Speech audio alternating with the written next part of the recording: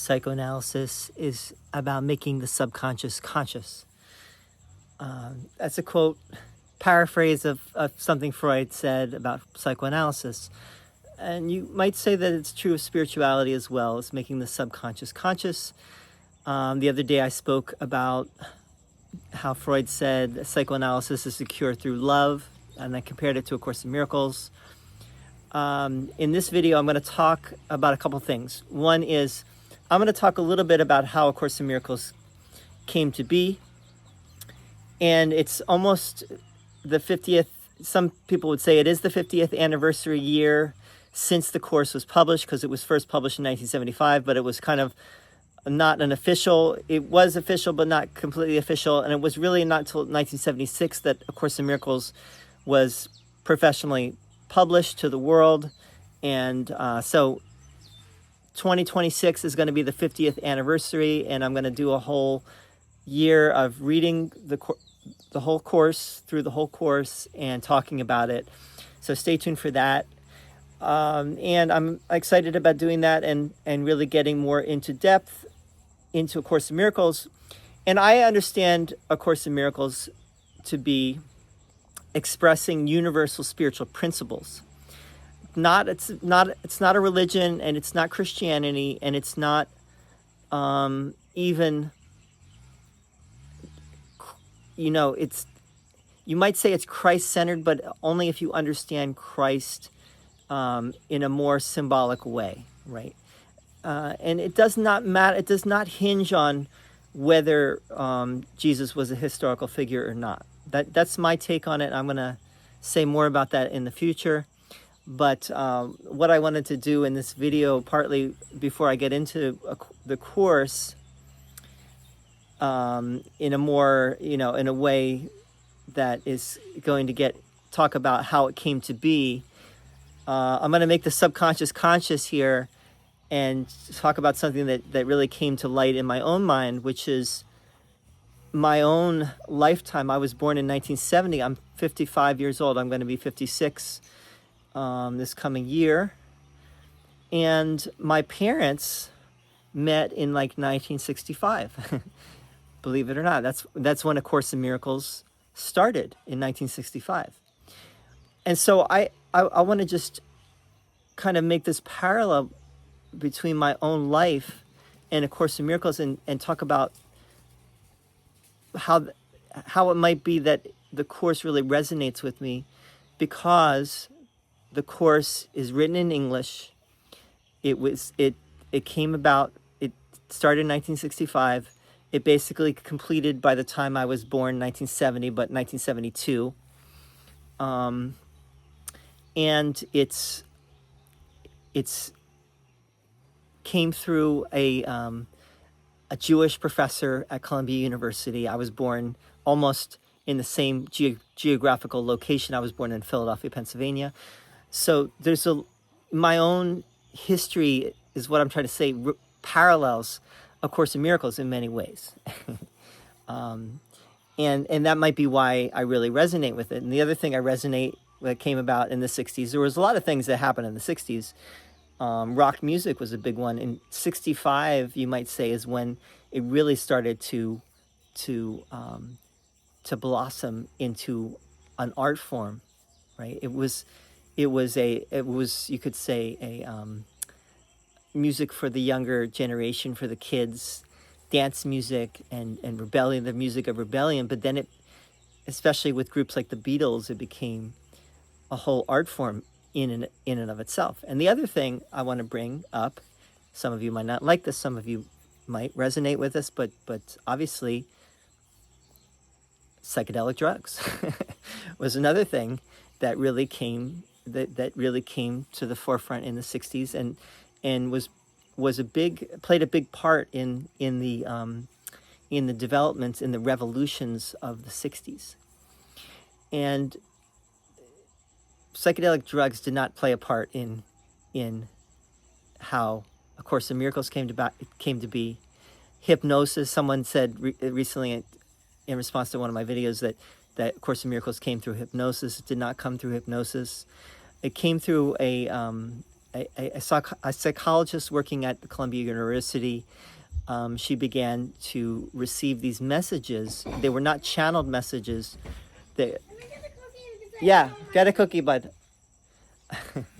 They were not channeled messages. They came to her in her mind, but they were not even auditory. So, and Helen, her name is Helen Schuckman, the woman that received these messages and was the quote unquote scribe. She did not channel this work, it was scribed, meaning she was she took notes, right? And she understood the voice, so to speak, in her mind that she was receiving the dictation from was Jesus. Was it literally Jesus? Was it the Jesus that lived 2,000 years ago, died on the cross? Now, that's an open question. Even though the Course seems to suggest that it is the same Jesus, I think we can leave that question open, and that's a question that I will be talking about over the course of the year that we go through the Course. But anyway, she began to receive this inner dictation starting in 1965, and it lasted. It went basically 7 years. She was done 1972, and then the editing process happened after that. Now you might think, well, if this was a direct dictation, why would it need to be edited? And the main reason is because the dictation did not have punctuation, it did not have capitalizations, it did not have paragraph formatting. So in order to make it into a readable book, they had to edit it. And the other thing, and this is the controversial thing, it's more controversial than the other thing I just mentioned. The controversial part is that Helen and her two people that worked with her, Bill Thetford and Ken Wapnick, they ended up taking quite a bit, like 70,000 words, out of the original manuscript. And you might say, well, why did they take out that many words? That's a lot of words, to take out. And it's mainly because there was a lot of personal material that came early on that was specific to Helen and Bill. Bill was like Helen's partner in the work of the scribing, because Helen would write everything down in a shorthand notebook, and then she would read it to Bill, who would type it on a typewriter. They didn't have personal computers back then. So he would type it on a typewriter, and they worked together that way for years, until the Course, the manuscript, they had the manuscript, and then they realized, well, we have to take some things out because it doesn't really apply. This is very specific to us. This is personal material. This is things that Jesus, the voice that Helen was hearing, or so to speak, hearing, wasn't even a voice, wasn't even auditory. What was it? That's the question. What was it exactly? But there was a lot of material that was not meant for the general public. It was, and they wanted to make a text that would be more general and applied to people more generally, and not have a lot of specifics in it, because the whole point of the Course seems to be that the specifics do not matter so much, right? Even though the Course does say that the voice for God will speak to you very specifically, but that's your own journey, whatever your journey is. So you work with the universal, I mentioned the universal spiritual principles. So you work with these universal spiritual principles, and you apply it to your own life, and it does apply in whatever you're experiencing in your life. You don't necessarily need the what Jesus was telling to Helen and Bill, because that was for their life. That was applying to their own life. Now, since since the course was published, all that material came out anyway. And there's a whole controversy and big to do about that in the Course in Miracles community. But all that material came out anyway. And the people that found that helpful, have used that material. I have found it helpful to a certain extent, but I think there's something about the edition that was published in 1976 that's special, right? That's my take. And I'm not against any other edition that came out after that, but I do think that the one that was published in 1976 is a special publication. It was perfect for the moment, let's say.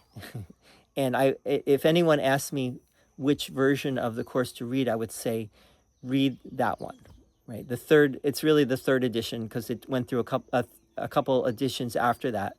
So the blue third edition would be the one to use, I think, if you're starting the Course. Now, if you've been doing the Course for a while, then the other editions might be helpful too. But anyway, my point in this video is to say that Course in Miracles is a scripture for our time. I think it's up there with great spiritual works of humankind. It's as great, I think, as any spiritual document that has come to light throughout the ages, as far as I'm aware. It definitely ranks up there with the Bible and the Quran and other texts like that. It is not a channeled work. It is not the product of drugs. It's not the product of hypnosis. It's the product of one woman's revelation, you could say. Yeah, bud, take one more. It's the product of one woman's revelation. And